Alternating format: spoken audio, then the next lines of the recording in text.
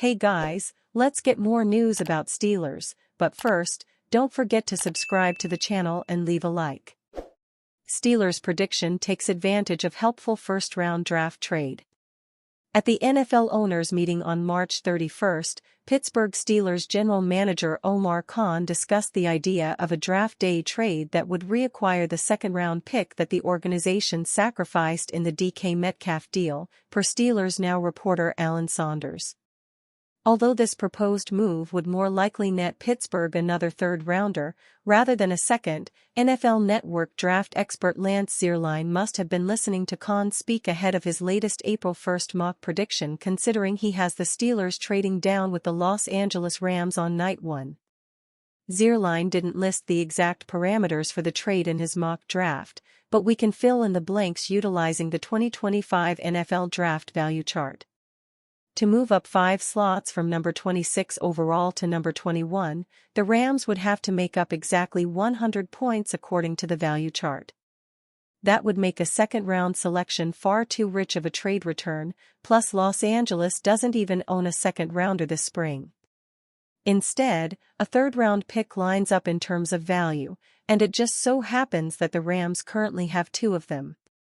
Compensatory pick number 101 matches up best in terms of value, 96 points, but it's possible the Steelers could twist LAR's arm and get them to give up pick number 90 instead, 140 points. Either way, this deal would be a win for Pittsburgh. Let's say they're targeting a deeper position like running back or defensive tackle in the first. Zierlein did indeed target one of the Steelers' more readily available draft needs, selecting Oregon defensive tackle Derek Harmon at number 26 overall. Earlier in the pre-draft process, an NFC executive told me that Harmon plays like a Raven or a Steeler, the veteran draft analyst recalled. Adding, "Well, here we are, and the Steelers still need defensive line help after moving back in this mock." The 6'5" Harmon is a penetration/attack defender at heart, and he would likely play defensive end for Pittsburgh with former second-rounder Keanu Benton sticking at nose tackle. The 33rd team's lead draft analyst Kyle Krabs described Harmon as a disruptive presence on the defensive interior who offers an intriguing blend of skills that could play well in several defensive schemes. Krabs credited Harmon with initial explosiveness and a high motor and effort, but he's not a finished product. If Harmon can maximize his movement skills with efficient angles when closing in space, he will see his actual production expand and warrant playing in an aggressive front, the 33rd team expert concluded.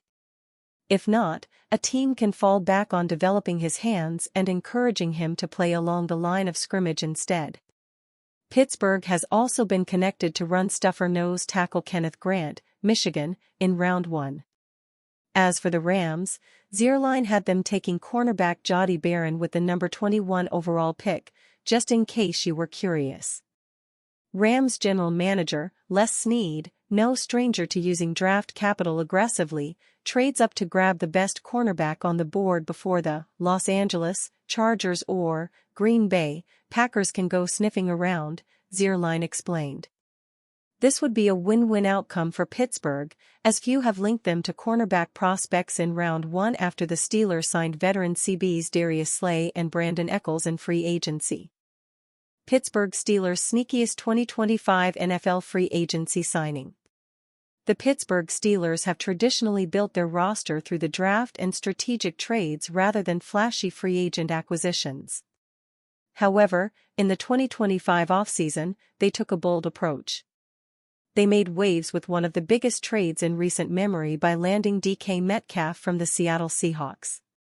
Sure, that blockbuster deal dominated headlines. However, a lesser-known signing could prove just as crucial in the long run.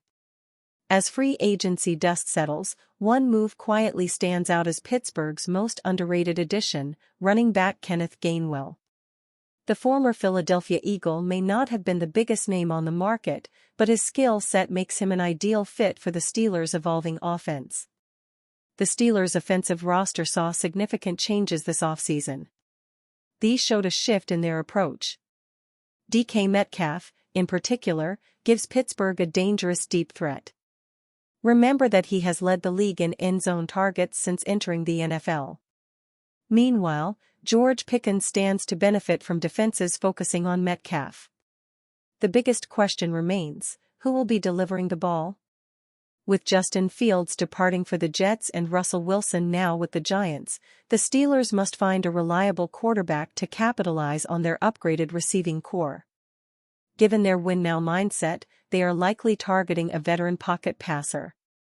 Additionally, they placed a tender on Jaylen Warren, a crucial move following Najee Harris's departure to the Chargers. Warren, who boasts a career average of 5.4 yards per touch, remains a key piece in the backfield rotation. Yes, defense remained the Steelers' strength last season.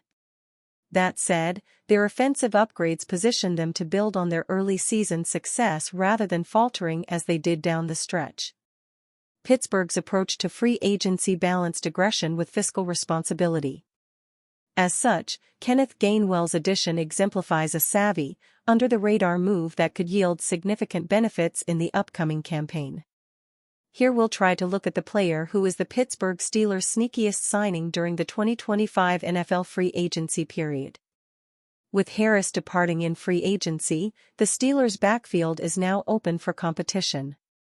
As it stands, Warren and Gainwell are expected to share duties. However, the team could still make additional moves in the draft. Gainwell's potential has been somewhat overshadowed by his limited workload over the past 4 seasons, 280 carries. However, Pittsburgh is likely to utilize him in an RB2 role. He could also easily transition into a starting spot if the primary back struggles or suffers an injury. Gainwell's versatility makes him a perfect fit for the Steelers' evolving offensive approach. As a reliable third-down back, he provides a much-needed receiving threat out of the backfield. His experience in Philadelphia's run-pass option-heavy offense could also prove valuable in Pittsburgh. This is particularly true if the team opts for a young quarterback who benefits from quick, high-percentage throws. Yes, Harris had been the Steelers' workhorse. That said, Gainwell's presence offers the ability to keep the lead back fresh while adding a dynamic, unpredictable element to the offense. One of Pittsburgh's most persistent challenges in recent seasons has been offensive inconsistency. Sure, their defense has remained elite.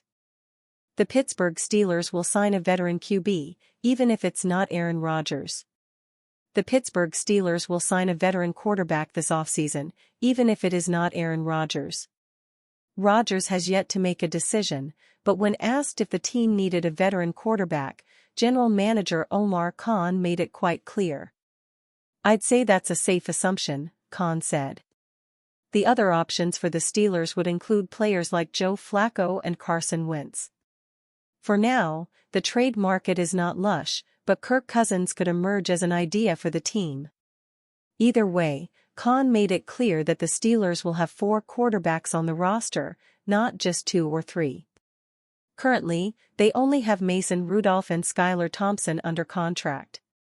"I'll just say that we always go to training camp with 4 quarterbacks, and we have 2 under contract right now, so all options are on the table through free agency, trade, or the draft, obviously." "So, all options are on table," Khan said.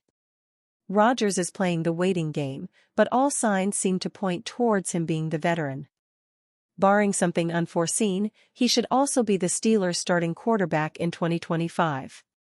The rest of the options are anything but appealing. Pittsburgh has somewhat backed itself into a corner as a result of what has occurred this offseason. And you, fan? What do you think about Joe Flacco's situation? Write to us in the comments.